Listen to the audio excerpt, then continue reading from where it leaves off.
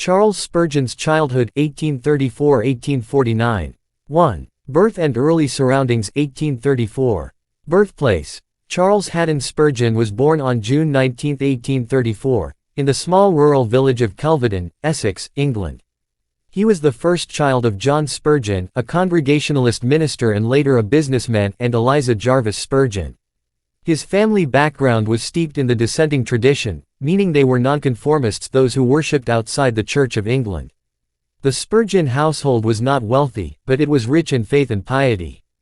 Books, sermons, family prayers, and deep reverence for God were woven into their daily life.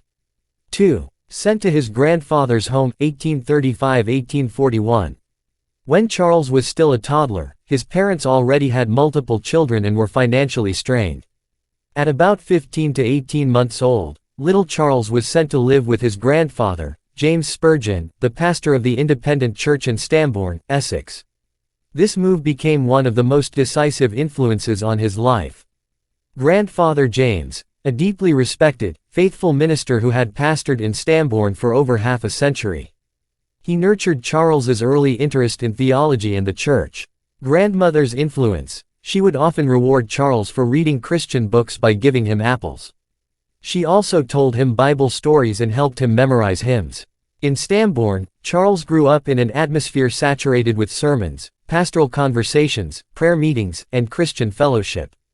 3. Early signs of seriousness and curiosity. Even as a child, Charles displayed unusual seriousness and curiosity about spiritual things.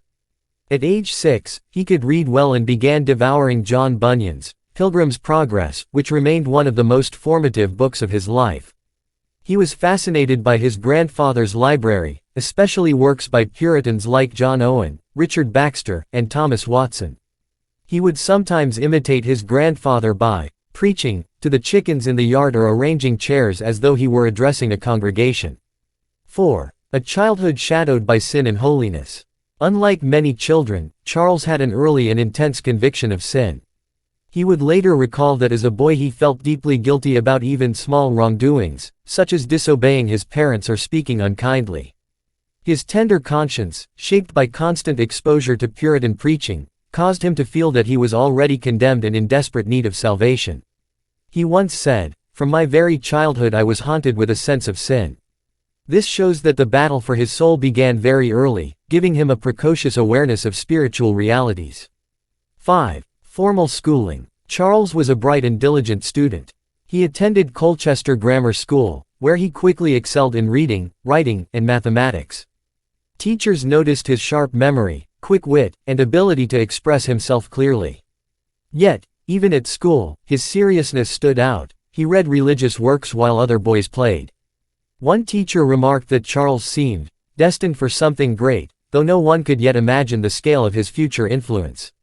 6. Family spiritual atmosphere. The Spurgeon family had a tradition of strong Christian discipline. His father, John Spurgeon, was both a businessman and a part-time preacher. Though often away on preaching journeys, he prayed fervently for his children.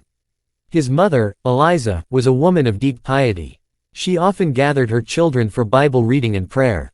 She prayed earnestly that her children might become Christians. Charles later said, "I cannot tell you how much I owe to the solemn words of my good mother. It was the custom on Sunday evenings, while we were yet children, for her to stay at home with us, and then she would read and explain the scripture. After that, she would plead with us to think about the state of our souls." Charles would later testify that his mother's prayers followed him everywhere, even when he was resisting the gospel. 7. Deep conviction of sin as a young teen. By the age of 10 to 12, Charles was reading more theological works than most adults. However, instead of giving him peace, this knowledge made him feel more condemned. He read about God's justice, hell, and eternal punishment, and was terrified. Though he outwardly behaved well, he felt inwardly guilty and unworthy before God. He often cried at night, fearing he was lost. This period of his life shows the Puritan imprint: conviction before comfort, law before grace, guilt before forgiveness. 8. Early attempts to save himself.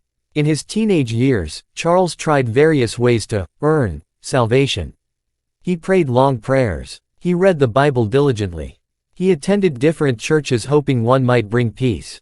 He tried to reform his conduct and be better. But none of these gave him assurance. He later said that this period was like wandering in a fog, knowing he was lost but unable to find the way to Christ. 9. The turning point approaches. 1849. At age 15, during a snowstorm in Colchester, he entered a primitive Methodist chapel on January 6, 1850. The preacher was a simple man, possibly a shoemaker, who could barely read his notes. The text was Isaiah 45:22, "Look unto me, and be ye saved, all the ends of the earth." The preacher pointed directly at young Spurgeon and said, "Young man, you look very miserable.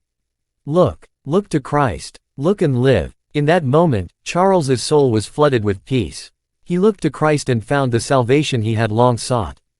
This conversion ended his childhood search and launched him into the life that would make him the most famous preacher of the 19th century. The lasting impact of Spurgeon's childhood. Puritan legacy. His early reading of Bunyan, Owen, and Baxter gave his sermons depth, doctrinal strength, and a puritanical flavor. Mother's prayers. He never forgot his mother's tears and earnest supplications, often saying her prayers were a greater influence than 1,000 sermons. Grandfather's example. Watching his grandfather faithfully serve a small congregation for decades taught him humility and perseverance. Early convictions. His childhood struggle with sin gave him compassion for sinners, for he knew what it meant to be under the weight of guilt. Sharp mind. His schooling and early reading trained his intellect, equipping him for the massive mental demands of his future ministry. Check mark. In sum, Spurgeon's childhood was not ordinary. It was shaped by poverty, prayer, Puritan books, and powerful conviction of sin.